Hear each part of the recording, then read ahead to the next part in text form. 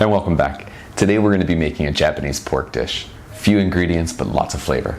Stick around to the end of the video to find out how to make this. If you like this video, please remember to hit subscribe, like, and share, and let's get cooking. Some Japanese pork. Okay, so for this dish, all we're gonna need is 200 grams of thinly sliced pork. I have a leaner pork today.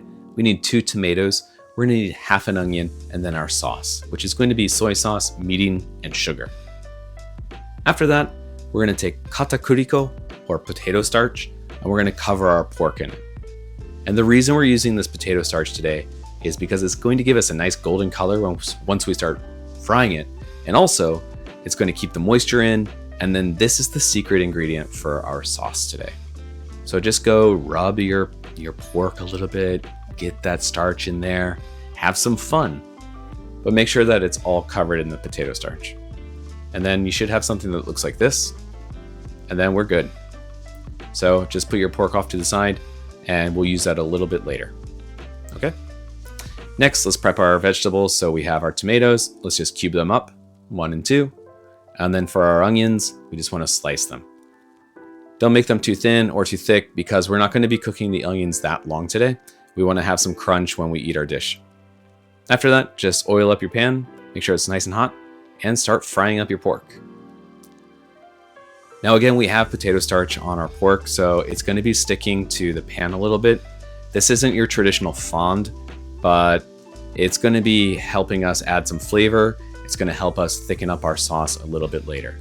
So don't worry if it's sticking to the pan. We're going to be deglazing it in just a minute with our sauce and the tomatoes, so you're totally okay. See, you can see the bottom of my pan is covered in pork, and that's fine. Now, add your onions, but we're not going to cook them too long. We want to have some crunch when we eat this dish, so a minute or 2 is totally fine. After that, we're going to add our sauce. All right, and then start scraping the bottom of your pan, start getting all of those starches off. The tomatoes will really help with this too. They're going to release some of the tomato juice. Just remember, scrape the bottom of your pan and make sure that you incorporate all of that into your dish. Right? So after a minute of scraping, you should have something that looks something like this.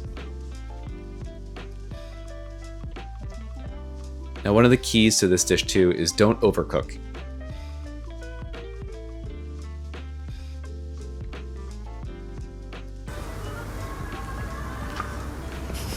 Wow, okay. That's pretty good. It's nice and silky and smooth, and it's tender too. So I hope you enjoy this dish. Don't forget that subscribe button, and I'll see you again next time.